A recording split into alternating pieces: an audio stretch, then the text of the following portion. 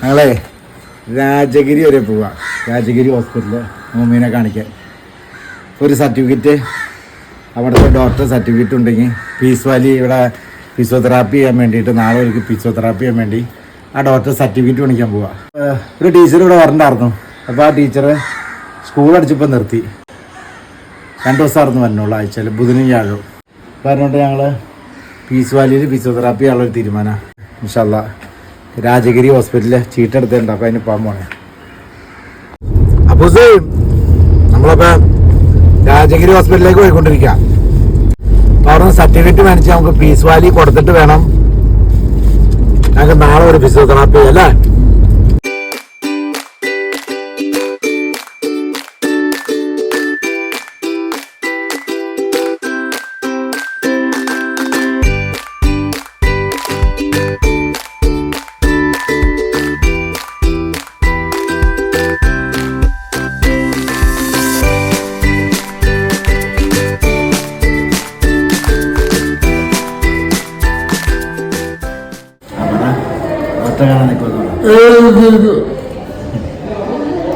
എല്ലാവരുടെ സബ്സ്ക്രൈബ് ചെയ്യാൻ പറഞ്ഞു. സബ്സ്ക്രൈബ് ചെയ്യാൻ.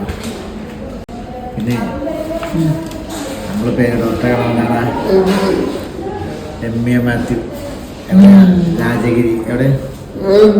രാജഗിരി.